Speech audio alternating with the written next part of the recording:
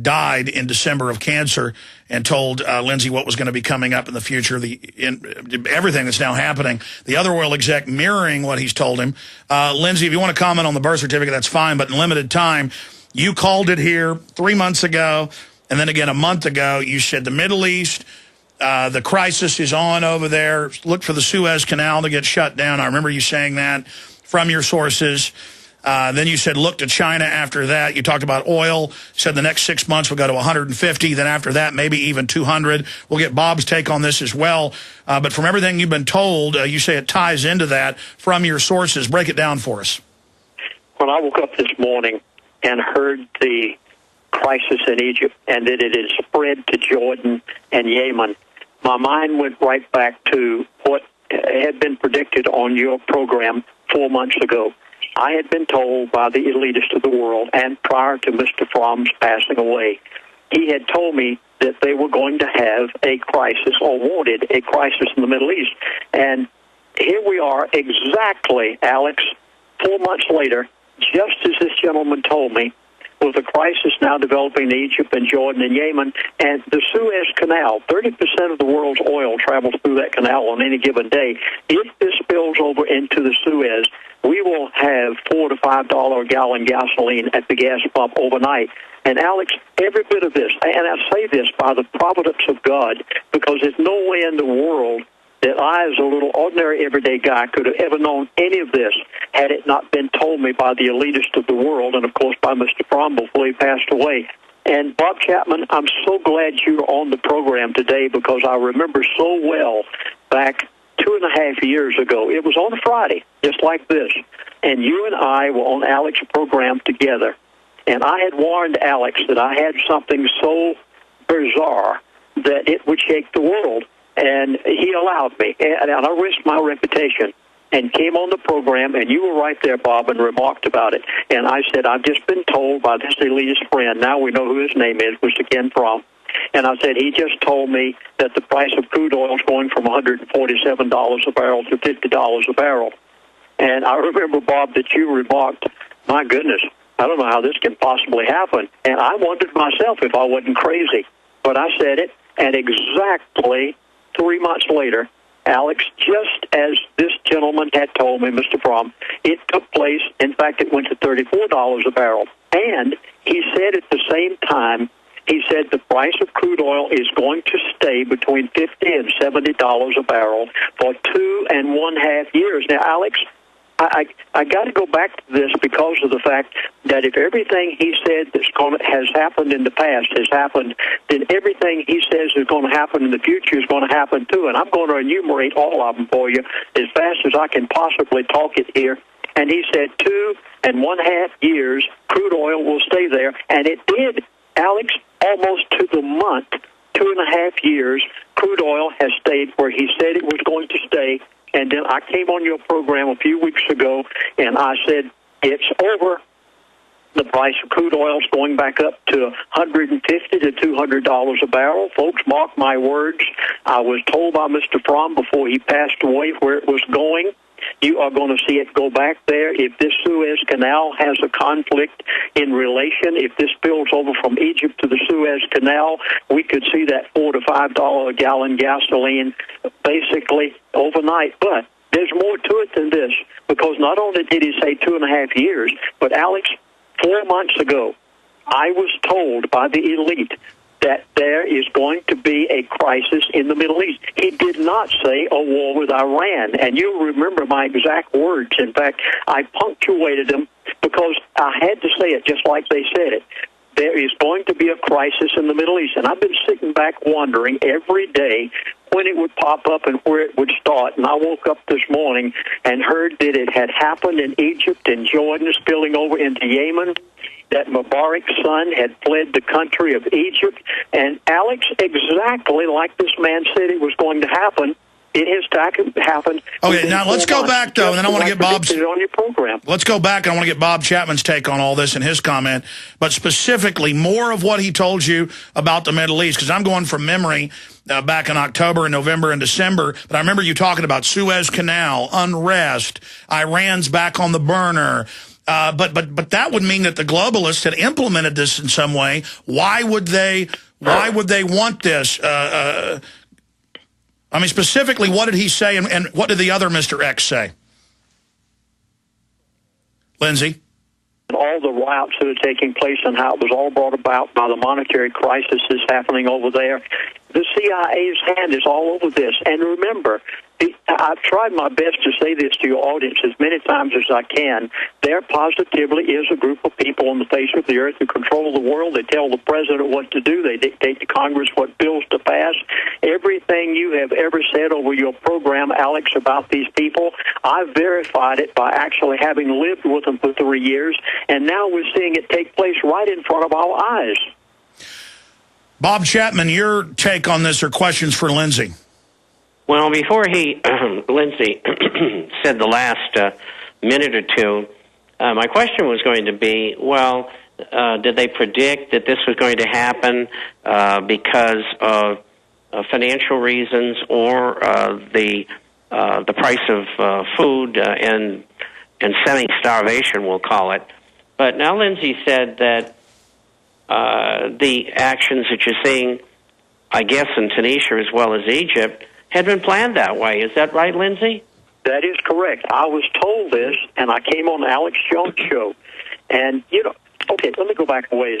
Alex, you remember back about 2 years ago, we had all of our forces over there ready to, around Iran, Navy, Army, Air and you Force, said they're not everybody. going to attack, but, yeah. Yeah, and we were all saying we were ready for a crisis in Iran. And I said, I went to Mr. Fromm, and I said, we're going to have a crisis with Iran. Now, this was 2 years ago. And you remember saying, I said this right on your program, Alex, and Mr. Fromm just laughed on the radio, on the phone, and he said, no, Chaplain, we are not going to have a crisis with Iran for 2.5 years. And then I remember that Dr. Stan called me back about 6 months ago and said, Lindsey, it looks like we're fixing to have a crisis with Iran. And I went to my elitist friends, and they said, no, it's not time yet. And then I came on your show 4 months ago, and I said, I have just been told that they have said we want a crisis in the Middle East. Alex, that's exactly No, you did say that. It's on record. But all I'm saying is, obviously they know if the IMF orders Egypt and Tunisia and others to cut the food stamps and the people are on $2 a day on average, or half the population's at $2 or below, that they know it's going to cause that crisis. But my question is, why would they want rebellion all over the Arab world with more pro-Muslim type groups that are seen as extremists coming to power? Is that a problem, reaction, solution? I mean, specifically. They wanted this crisis right now in order to distract attention away from many things that are going on. And you'll remember also that I said on your show about 3 months ago, after I had talked with this other gentleman who gives me information, he had said, Chaplain, don't pay any attention to what happens in North and South Korea. Don't pay any attention to this crisis in the Middle East. He said it is only a method of distracting people's attention away from some main issues. And so that was the reason this is taking place over there right now. They created it. Okay, Bob Chapman, what's your take on what Lindsey's... I think, Alex, too, the natural recipient of all of these problems is going to be Israel. How is that?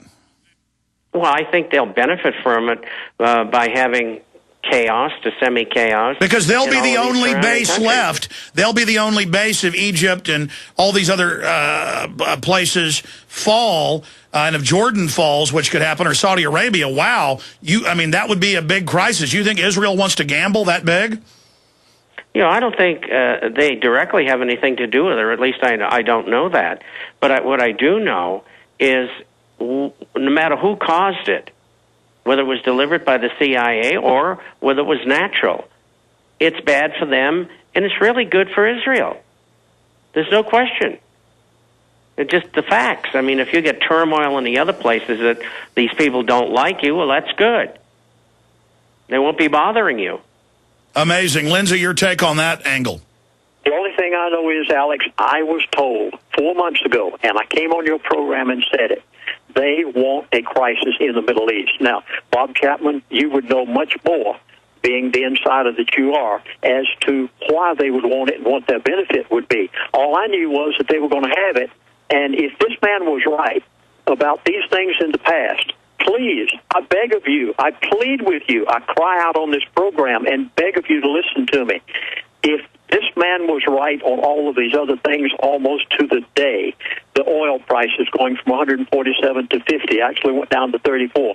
2.5 years before the price will start up again. It started up exactly 2.5 years later. The crisis in the Middle East, they said, in 4 months. Now, if all of that took place exactly as the elite have it planned behind closed doors, and Mr. Fromm told me before he passed away, please listen to what's going to happen now. He said the dollar will be dead by the end of 2012. Now, if you if you don't want to pay attention to me or you don't want to listen to Mr. Fromm before he passed away, just read what Richard Russell wrote this past week. He's the lion of Wall Street and newsletter writers. He said everything that Mr. Fromm has told me for the past 2 years. Again, I was told there's not going to be any shortage of food on the grocery store shelves, but you probably will go hungry because you won't have the money to be able to buy it. Folks, please, I beg of you to listen to this for the sake of your dinner table. Again, he said, if it's written on a piece of paper, it's worth the paper it's written on. And so my friends called me in the past week, and they said, oh, Chaplain, you were wrong. The price of gold is going down now, and the price of silver is going down. I think we better sell. I said, don't do it. I said, please, don't do it. But, Lindsey, if you look at the 11 or 10-year graph, it's going straight up. They always have these manipulations down. Overall, I know who the other living executive is, former CEO of a big three oil company, even more high-powered than Ken Fromm, head of operations for Atlantic Richfield, who you on record worked with for many years. Just all very, very bizarre, but we can see where this is all going. What's your view, just analyzing all the economic data? Where do you see the dollar at the end of 2012, Bob Chapman? Well, if it's against other currencies, first of all, I think that there's a good chance that Ireland, in the election that's coming up next month, will get rid of the party that they've got. And the party that's coming in, they don't like the banks at all. Many of them are ex-IRA people, and I think they probably will renege. They will default on their debt, and I think they should, quite frankly. Which is admitted. It's not their debt. I mean, that's admitted. Right. It belongs to the people who own the banks. That happens to be the Queen of England, the Queen of Holland, the Rothschilds, etc. And if that happens, they'll drop out of the euro, and they'll go back to the punt. They'll leave the Eurozone, might even leave the EU. And that could start the ball rolling with Greece, with rioting, saying, no, we're not going to do that. We want to follow Ireland. And then behind that, you might have Portugal and Belgium and maybe Spain and Italy as well. And that'll kill the euro. How will that affect the dollar? In killing the euro, it'll make the dollar go back up again. But what you really have to weigh the dollar against is not other currencies. This USDX is a distraction. You have to weigh them versus gold and silver. And for 11 years, gold has gone up against every currency about 17 to 18%, and against silver versus the currencies around 20 to 21%. And that's the real guidepost, the real mark, not currency to currency. Same thing with oil. Oil overall is going way up. And I want to come back and talk to both of you about what $150 barrel oil will do to this economy and the world economy on the other side with Bob Chapman and Lindsey Williams. We'll go about 5 minutes into overdrive, and both of you can do that, maybe even a little bit more. Today, our websites are prisonplanet.tv and Infowars.com. Stay with us.